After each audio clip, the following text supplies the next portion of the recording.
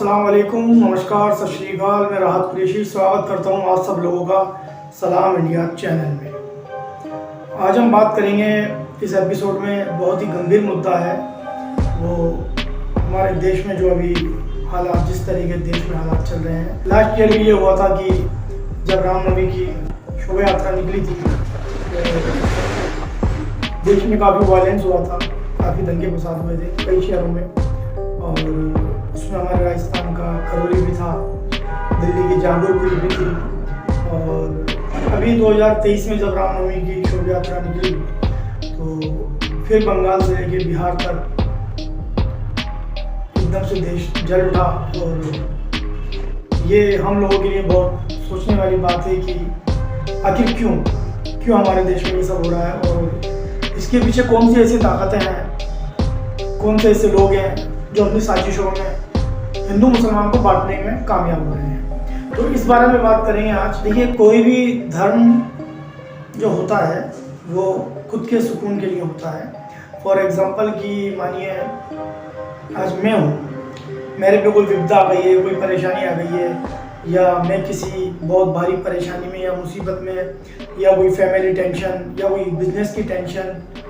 जब आदमी का मन दुनिया से उठ जाता है तो वो अपने मन को सुकून देने के लिए, खुद के जहन को रिलीफ देने के लिए आदमी सीधा मस्जिद जाता है। जैसे आज अगर मुझ पर कोई विपदा आती है, कोई परेशानी आती है, कोई मुसीबत आती है, तो मैं अपने आप को सुकून हासिल करने के लिए मस्जिद जाऊँगा, खुदा की, अल्लाह की इबादत करूँगा। और उसका रिज़ल्ट ये होगा कि जब मैं मस्जिद में जाके अल्लाह की इबादत करूँगा तो मैं दुनिया को भूल जाऊँगा, और जो टेंशन मेरी ज़िंदगी में, जो मुसीबतें मेरी ज़िंदगी में आई हैं, उन सब से मुझे एक रिलीफ, एक सुकून हासिल होगा। ये मेरी अपनी बात। ठीक इसी तरीके से कोई दूसरा रिलीजन का आदमी होगा, उसके कोई विपदा आएगी, कोई परेशानी आएगी, कोई मुसीबत आएगी, या कोई बहुत टेंशन में होगा, तो वो मंदिर जाएगा, पूजा अर्चना करेगा, उससे उसको सुकून मिलेगा, रिलीफ मिलेगा। धर्म ये है। धर्म ये नहीं है कि आप अपने धर्म को किसी दूसरे पे जबरदस्ती थोपो, या किसी दूसरे धर्म को आप नीचा दिखाने की कोशिश करो। कि जैसे मैं बात करता हूँ कि रामनवमी की शोभा यात्रा निकलनी चाहिए, बिल्कुल निकलनी चाहिए, इसमें किसी तरह की रोक नहीं होनी चाहिए। और जब शोभा यात्रा निकलेगी तो नेचुरल है, जब बाजारों से निकलेगी तो हर गली, हर मोहल्ले से निकलेगी। तो जब वो किसी गली मोहल्ले से निकल रही है तो दूसरे समुदाय के या दूसरे धर्म के लोगों को उसका इस्तकबाल करना चाहिए, उस शोभा यात्रा का मान सम्मान करना चाहिए, उनका स्वागत करना चाहिए, उनको वेलकम करना चाहिए। यह तो हुई एकता की बात। ठीक इसी तरीके से कि अगर हम शोभा यात्रा निकाल करके जा रहे हैं तो हम उस शोभा यात्रा में सिर्फ अपने धर्म की बात करें, ना कि किसी दूसरे धर्म को गाली गलौज करें, किसी दूसरे धार्मिक स्थल में तोड़फोड़ करें, उनको बुरा भला कहें। ये तो पॉसिबल नहीं है और होना भी नहीं चाहिए। तो हमारे जो परमेश्वर राम थे, पूरे हिंदुस्तान के राम थे, किसी एक समुदाय के राम में नहीं कहूँगा, तो वो जो थे उनके आदर्श और उनकी जो रामायण है उसमें तो उन्होंने ये नहीं कहा कि आप किसी दूसरे धर्म को गलत ठहराएं, उसको जलील करें या उस धर्म के लोगों को परेशान करें। राम ने तो ये नहीं कहा। और राम ये भी नहीं चाहते कि आप उनके जन्मदिन पर आप शोभा यात्रा निकालें तो दूसरे धर्म वालों को परेशान करें, बल्कि वो तो ये चाहते हैं कि आप जितने भी समुदाय या धर्म के लोग हैं उन सबको एक कर लीजिए, उन सबके सहयोग और मदद और उनको प्रेम और प्यार की भावना से देंगे, ना कि उनको नफरत की भावना से देंगे। ये राम के आदर्श थे। उन्होंने तो जो रावण था, जो उनकी धर्मपत्नी को छल कपट से उठाकर ले गया था, उसी से घृणा नहीं की।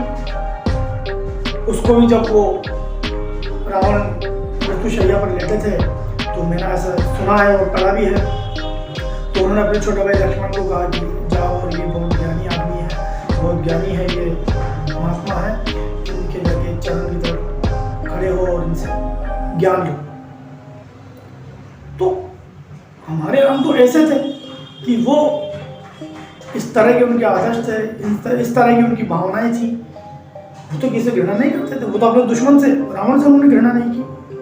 और इतना सब कुछ होने के बाद भी उनका एकदम दयालु जो स्वभाव था वो रावण को मार के खुश नहीं थे, लेकिन ये एक नीति थी रावण के मृत्यु की, एक रचना थी उनके मृत्यु की, तो इसलिए ये सब खेल रचा और उनके साथ जो रावण के साथ जो होना था वो हुआ। उसके विपरीत दिल्ली के जहांगीरपुरी में, जहाँ लास्ट 2022 में रामनवमी पे माहौल खराब हो गया था, वहाँ देखिए आप कितना चेंज आया एक साल में कि जहांगीरपुरी में जब शोभा यात्रा निकली तो मुस्लिम एरिया में मुस्लिम लोगों ने बाकायदा उस शोभा यात्रा का स्वागत किया और दोहराया। एक कहते हैं ना कि फक्र वाली बात है कि आप दूसरे धर्म की इज्जत करेंगे, दूसरे धर्म को आप मान सम्मान की नज़र से देखेंगे, तभी दूसरे धर्म वाले आपके धर्म की इज्जत करेंगे, आपके धर्म को मान सम्मान की नज़र से देखेंगे।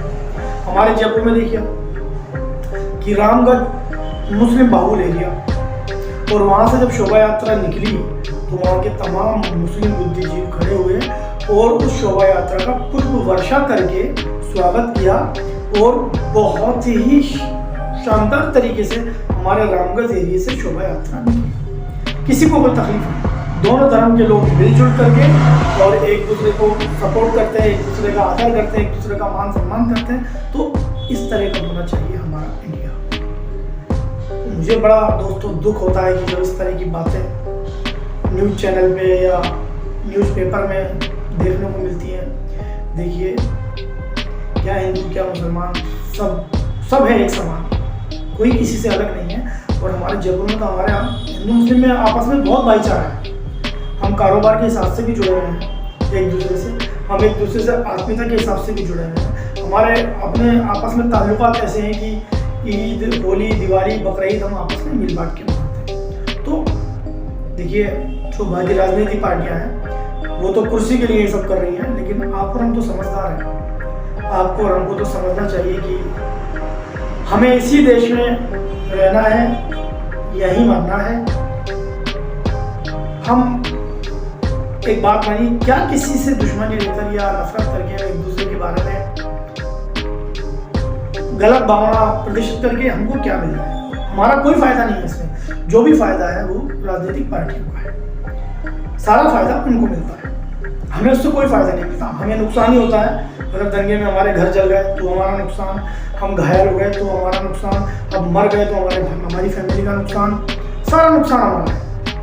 एक भी आप नेता का बेटा या नेता का रिश्तेदार या नेता कोई सगा संबंधी बताइए जिसका इन दंगों में नुकसान हुआ हो या जिसका इस दंगों से जिसको माली या जानी नुकसान हुआ, एक भी नहीं मिलेगा। वो लोग आते हैं, भड़काते हैं, हम लोग भड़क जाते हैं, वो लोग चले जाते हैं और हम लोग लड़ देते हैं और अपना नुकसान कर लेते हैं। तो मेरा आप सब लोगों से यही कहना है कि ये सब छोड़िए, देश को और ऊंचे ले जाना है, आगे ले जाना है, दुनिया में शक्तिशाली इंडिया बनाना है जिसको लोग सल्यूट करें। तो हमें एक होना पड़ेगा, एक दूसरे की मदद करनी पड़ेगी, एक दूसरे का मान सम्मान करना पड़ेगा, एक दूसरे को प्यार और मोहब्बत की निगाह से देखना पड़ेगा और मिलकर साथ रहना पड़ेगा। तो इस एपिसोड में इतना ही। मैं उम्मीद करता हूँ कि मेरी बात आप लोगों को समझ आ गई होगी और मैं देशवासियों से और अपने दोस्तों से मैं क्या चाहता हूँ वो भी आप लोग समझ गए होंगे। तो मैं जाने से पहले आपको एक गुड न्यूज़ देना चाहता हूँ कि राजस्थान रॉयल ने हैदराबाद को हरा दिया। हमारे राजस्थान रॉयल ने पहला मैच जीत लिया और बहुत वन साइडेड मैच था। मतलब मुझे कहीं भी नहीं लगा कि हैदराबाद राजस्थान रॉयल के कंपटीशन में थी या उससे फाइट कर रही थी, कहीं नहीं लगा। पहले बट्टर, जायसवाल और संजू सैमसन ने अच्छी बल्लेबाजी की, उसके बाद चहल और टेन बोल्ट ने मैच का पासा पलट दिया। तो पूरी टीम एकजुट होकर खेली और राजस्थान रॉयल को जितवाया हैदराबाद से। मैं राजस्थान रॉयल से उम्मीद करता हूँ कि इसी तरह वो जीतती रहेगी और हो सकता है फिर एक बार वो फाइनल में जगह बना लें। और जिस तरह से वो खेल रहे हैं मुझे उम्मीद है कि वो फाइनल में ज़रूर आएगी। तो दोस्तों आज के लिए इतना ही। मेरे चैनल को लाइक कीजिए, शेयर कीजिए, सब्सक्राइब कीजिए और मुझसे अगर कोई गलती हुई तो मैं आप सबसे क्षमा मांगता हूँ। अगर आप कुछ बोलना चाहते हो इस बारे में, कोई कमेंट करना चाहते हो तो कीजिए। मैं आपके कमेंट का इंतज़ार कर रहा हूँ। तो आज के लिए बस इतना ही। नेक्स्ट एपिसोड में फिर मिलेंगे IPL की और फिल्मी दुनिया की कुछ नई जानकारियाँ लेके। जब तक के लिए खुदा हाफिज़, सलाम इंडिया।